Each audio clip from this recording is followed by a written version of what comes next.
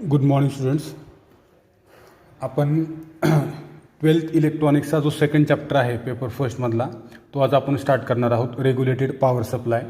आपला याच्या अगोदरचा फर्स्ट चॅप्टर झालेला आहे जवळपास, ठीक आहे. त्याच्यामुळे आज आपण सेकंड चॅप्टर स्टार्ट करतो, रेग्युलेटेड पॉवर सप्लाय. बरोबर आहे. आपल्याला माहीत आहे की आपल्या घरामध्ये जेवढे काही इलेक्ट्रॉनिक डिव्हायसेस आहेत, बरोबर आहे, त्या प्रत्येक इलेक्ट्रॉनिक डिव्हायसेसला आपल्याला DC व्होल्टेज लागते, बरोबर आहे, त्यांच्या वर्किंगसाठी. मग आपल्या घरामध्ये जी प्रोव्हाइड होणारी जी लाईट आहे ती कुठली आहे? अल्टरनेटिंग आहे, बरोबर आहे. सिंगल फेज असेल, डबल फेज असेल, जे काय असेल, किंवा 3 फेज असेल, 110 वोल्ट AC असेल किंवा 220 वोल्ट AC असेल, तर त्या ACचं कन्व्हर्जन DCमध्ये झाले पाहिजे. आणि दुसरी गोष्ट, त्यांचा जो पॉवर सप्लाय आहे तो कसा असला पाहिजे? रेग्युलेटेड असला पाहिजे, म्हणजे याचा अर्थ कंटिन्युअस असला पाहिजे, त्याच्यामध्ये कुठल्याही प्रकारचे फ्लक्च्युएशन्स असले नाही पाहिजे. आपल्याला माहिती आहे ऑल्टरनेटिंग करंट जो येतो त्या ऑल्टरनेटिंग करंटचा ग्राफ जर आपण त्या ठिकाणी ड्रॉ केला तर हा करंट कसा आहे, व्होल्टेज कसा आहे, सायनासॉइडल आहे. परंतु आपल्याला काही इलेक्ट्रॉनिक डिव्हायसेस ऑपरेट करण्यासाठी जसं TV आहे, बरोबर आहे, किंवा मोबाईलची चार्जिंग करायची असेल, किंवा असे बरेच डिव्हायसेस आहेत ज्यांना आपल्याला DC व्होल्टेज लागते आणि ते व्होल्टेज कसं असलं पाहिजे? कॉन्स्टंट असलं पाहिजे, बरोबर आहे. मग या चॅप्टरमध्ये आपल्याला काय करायचं? We are going to study the basic concepts regarding power supply, that is rectifiers, filters, regulators in detail. आता पॉवर सप्लाय जो आहे, रेग्युलेटेड पॉवर सप्लाय कशाला म्हणायचं ते आपण आज डिस्कस करणार आहोत. बघा, 2.1 ब्लॉक डायग्राम आहे. त्या ब्लॉक डायग्राममध्ये जे काही कंपोनंट्स आहेत ते आपण 1 बाय 1 स्टडी करणार आहोत. Block diagram of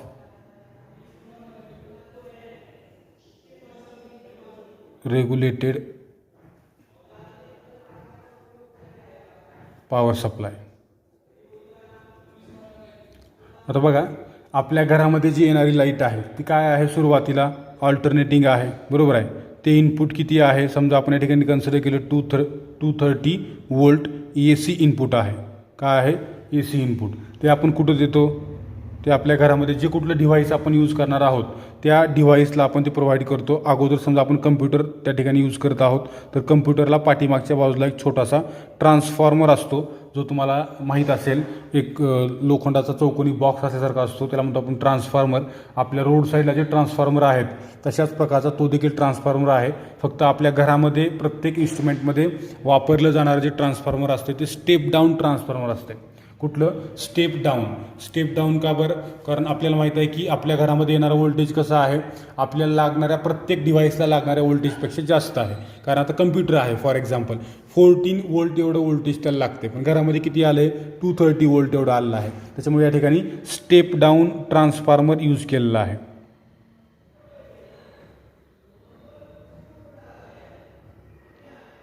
step down transformer. त्याच्यानंतर याचं कनेक्शन पुढे कुठं आहे? रेक्टिफायरला. रेक्टिफायरचं काम काय आहे? तर आपल्याला माहीत आहे रेक्टिफायर,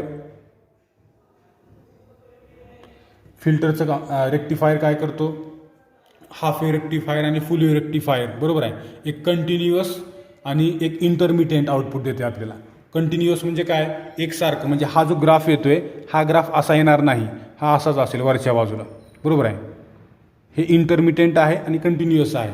परंतु त्या ठिकाणी जर आपण फुल रेक्टिफायर वापरला तर त्याचा आपल्याला कंटिन्युअस आउटपुट अशा प्रकारचं मिळत राहते. वरच्या बाजूला आपल्याला सायकल भेटतील, त्या ठिकाणी करंट हा फ्लक्च्युएटिंग म्हणजे व्हॅरिंग नसेल, सायनासॉइडल नसेल, एकसारखाच करंट आपल्याला मिळेल, बरोबर आहे. ते काम कोण करते? रेक्टिफायर.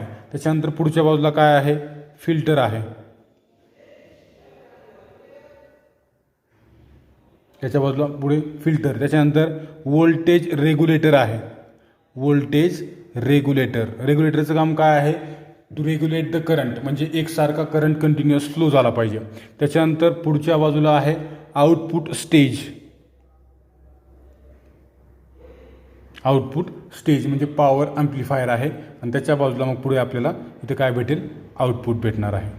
इथं जे काय आहे ते आउटपुट व्होल्टेज असेल, बरोबर आहे. ते काय आहे? Output voltage. अशा प्रकारची ब्लॉक डायग्राम आहे. तर या ब्लॉक डायग्राममध्ये ट्रान्सफॉर्मर, रेक्टिफायर, फिल्टर आणि रेग्युलेटर विथ आउटपुट स्टेज, बरोबर आहे. तर आता ह्या प्रत्येकाचं फंक्शन काय आहे ते आपण 1 बाय 1 स्टडी करणार आहोत. याच्यामध्ये समजा सुरुवातीला घेतला आपण ट्रान्सफॉर्मर. ट्रान्सफॉर्मरचं काम काय आहे? It is an electronic device which transfers energy from primary coil to secondary coil. बरोबर आहे. आपल्याला माहीत आहे ट्रान्सफॉर्मरमध्ये जर आपण पाहिलं तर त्या ठिकाणी 2 कॉईल असतात. एक ही प्रायमरी कॉईल आहे, बरोबर आहे, आणि ही सेकंडरी कॉईल आहे. प्रायमरी कॉईलला आलेलं जे इनपुट आहे ते 230 वोल्ट असेल आणि इकडे येणारं व्होल्टेज जे आहे ते किती असेल? आपलं required voltage for example 14 volt असेल. बरोबर आहे. हे एक असं डिव्हाइस आहे की ज्या ठिकाणी काय होते? एनर्जी ट्रान्सफर होते, इलेक्ट्रिकल एनर्जी एका प्रायमरी कॉईलपासून. ही प्रायमरी कॉईल आहे, ही सेकंडरी कॉईल आहे. इथं नंबर ऑफ टर्न्स असतात. प्रायमरी कॉईलचे नंबर ऑफ टर्न्स फिक्स्ड आहेत समजा जे काय असतील ते, आणि सेकंडरी कॉईलचे टर्न्स आपल्याला स्टेप डाऊन पाहिजे का स्टेप अप पाहिजे त्याच्यावरून ते सेकंडरी कॉईलचे नंबर ऑफ टर्न्स ठरत असतात. मग आपल्याला स्टेप डाऊन पाहिजे. इथं जर 1000 टर्न्स असतील तर इथं आपल्याला समजा व्होल्टेज 50% कमी पाहिजे तर आपण इथं 500 टर्न्स घेतो. बरोबर आहे. अशा प्रकारे हे ट्रान्सफॉर्मरचं काम एका कॉईलपासून दुसऱ्या कॉईलला, या इकडल्या बाजूला आउटपुट असतं, इकडल्या बाजूला इनपुट. बरोबर आहे. इनपुटला आपल्याला आलेलं व्होल्टेज आणि हे आउटपुट जे आपल्याला पाहिजे ते त्यानुसार तो ट्रान्सफॉर्मर डिझाईन केलेला असतो. जनरली इन RPS म्हणजे जे आपले रेग्युलरली यूज होणारे ट्रान्सफॉर्मर्स आहेत, we use step down transformer which transfers low energy, that is if the input is 230 volt AC, then across the secondary the output will be 9 volt, 12 volt, 15 volt और 18 volt AC depending upon the number of turns wounded in the secondary coil. जे आता मी तुम्हाला सांगितलं की आपल्याला जे भेटणार output आहे इकडल्या बाजूचं ते 9 वोल्ट असेल, 12 असेल, 15 असेल, 18 वोल्ट असेल. जे आपल्याला रिक्वायर्ड आहे तेवढं व्होल्टेज आपण या ठिकाणी घेऊ शकतो. कशावरून? इथल्या नंबर ऑफ टर्न्सला आपण इथली जे नंबर ऑफ टर्न्स आहेत ते नंबर ऑफ टर्न्स किती आहेत त्यानुसार आपल्याला या ठिकाणी भेटणारं आउटपुट फिक्स्ड असेल. बरोबर आहे. The output of transformer is given to the rectifier. आता ह्या ट्रान्सफॉर्मरचं आउटपुट कुठं दिलेलं आहे? रेक्टिफायरला. आता ट्रान्सफॉर्मरनं काय केलं? 230 वोल्ट ACला 14 वोल्ट ACमध्ये कन्व्हर्ट केलं, बाकी काहीच केलं नाही. ACचा ACमध्येच आहे करंट, आणखी नाही, फक्त 230चं त्यानं काय केलं? 14 वोल्ट रिड्यूस केलं व्होल्टेज. आता रेक्टिफायर काय करतो? रेक्टिफायर बघा, rectifier is an electronic circuit which converts an AC voltage into DC. Generally it converts an AC voltage into pulsating DC voltage. Pulsating म्हणजे कसं? जे आता मी तुम्हाला दाखवलं होतं, हे अशा प्रकारचं व्होल्टेज असेल पल्सेटिंग. इथं येईल, परत इथं येणार नाही, परत इथं येईल, परत इथं येणार नाही, अशा प्रकारचं. बरोबर आहे. ह्याला इंटरमिडिएट पल्सेटिंग म्हणतात किंवा अशा प्रकारचं. हे देखील पल्सेटिंगच आहे. बरोबर आहे. म्हणून काय म्हणतो याला आपण? Rectifier is an electronic circuit which converts an AC into DC. आणि ते कसं कन्वर्ट करते? तर पल्सेटिंग DC व्होल्टेजमध्ये कन्वर्ट करते. आणि फॉर दिस पर्पज डायोड्सचा यूज त्या ठिकाणी काय केले आहेत? रेक्टिफायरमध्ये डायोड यूज केले असं आपल्याला माहीत आहे. PN जंक्शन डायोड आहेत, त्या डायोडचा यूज करून आपण हाफ वेव्ह आणि फुल वेव्ह रेक्टिफायर तयार करू शकतो. Depending upon the number of diodes use there are 3 types of rectifiers. आपल्याला 2च आहेत. एक आहे हाफ वेव्ह, दुसरा आहे ब्रिज फुल वेव्ह रेक्टिफायर. आणखीन एक असतो third, centre tapped full wave rectifier. Centre tapped एक असतो. आपल्या सेमीकंडक्टर डिव्हायसेस हा चॅप्टर आहे 12चा, त्याच्यामध्ये हा रेक्टिफायर आपल्याला दिलेला आहे. 11ला देखील झालेला आहे आपल्याला, आणि याच्यामध्ये पण आहे, बघू आपण. बघा, in power supply either a centre tapped full wave rectifier और bridge full wave rectifier is used. Power सप्लायमध्ये शक्यतो सेंटर टॅप्ड असतो किंवा फुल वेव्ह रेक्टिफायर असतो, ज्याच्यापासून आपल्याला कंटिन्युअस आउटपुट मिळते. असं इंटरमिडिएट भेटणार नाही, जे तुम्हाला मगाशी मी ड्रॉ करून दाखवलं होतं.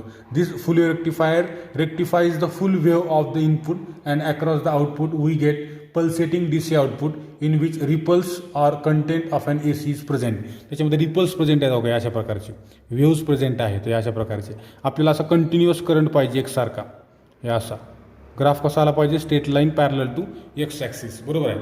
असा ग्राफ आला पाहिजे. मग इथं कसं आहे? रिपल्स आहे, म्हणजे त्याच्यामध्ये काय आहे? थोडक्यात ACचा काही भाग किंवा काही अंश शिल्लक आहे म्हणलं तरी चालेल. बरोबर आहे. मग आपल्याला त्यासाठी काय करायचं आहे? These AC ripples or content of AC is removed by using filter circuit. आणि त्या ठिकाणी फिल्टर सर्किटचे जे काम आहे तेच आहे. फिल्टर सर्किट यूज करून आपण त्या ठिकाणी काय करू शकतो? हे जे रिपल्स आहेत किंवा ACचा जे कंटेंट आहे त्या सर्किटमध्ये, त्या करंटमध्ये असणारा, तो आपण काय करतो? रिमूव्ह करतो. आता त्यांनी काय सांगितलं? Filter is an electronic circuit which filters outs or removes or minimises much more AC from pulsating DC value and we get the output as smaller AC content DC output. अशा प्रकारचं आपल्याला output मिळेल त्या ठिकाणी की त्याच्यामध्ये कुठल्याही प्रकारचं AC कंटेंट असणार नाही किंवा असेल तर ते खूप कमी असेल, बरोबर. अशा प्रकारचं आउटपुट आपल्याला या फिल्टरपासून भेटू शकते किंवा मिळते, बरोबर आहे. And generally filter uses the passive electronic components like inductor, capacitor and resistors. Filter सर्किटमध्ये काय यूज केलेलं आहे, इंडक्टर असतो. पॅसिव्ह म्हणजे बाहेरचे कंपोनंट्स आहेत आणि त्यापासून ते फिल्टर सर्किट तयार केलं गेलेलं आहे. त्याच्यामध्ये इंडक्टर आहे, या अशा प्रकारचं आपण पाहिलं याच्या अगोदर देखील फिजिक्समध्ये. त्याच्यानंतर कॅपॅसिटर आणि त्याच्यानंतर रेजिस्टर, हे अशा प्रकारचे पॅसिव्ह कंपोनंट्स यूज करून काय केलं जातं, या ठिकाणी फिल्टर सर्किट तयार केलं जाते, बरोबर आहे. मग ह्याच्यामध्ये 5 टाईप आहेत फिल्टर्सचे. कुठले कुठले? इंडक्टिव्ह फिल्टर, कॅपॅसिटर फिल्टर, त्यानंतर इंडक्टर फिल्टर, कॅपॅसिटर फिल्टर, त्यानंतर LC फिल्टर आहे, पाय फिल्टर आहे आणि RC फिल्टर आहे, बरोबर. हे सर्व टाईप्स बऱ्यापैकी झालेले आहेत इलेक्ट्रॉनिक्सच्या 11th ठीक आहे. तर अशा प्रकारचे 3 इन्स्ट्रुमेंट्स आज आपण पाहिले. त्याच्यानंतर व्होल्टेज रेग्युलेटरचं काम काय आहे विथ डायग्राम, कारण ते आज होणार नाही, मोठा पार्ट आहे थोडा, ते आपण उद्या घेणार आहोत. आणि नंतर मग आपल्याला रेक्टिफायर आहे, त्याच्यामध्ये हाफ वेव्ह, फुल वेव्ह आपल्याला दोन्ही पण स्टडी करायचं आहे, ठीक आहे. या ठिकाणी थांबू आपण. थँक्यू.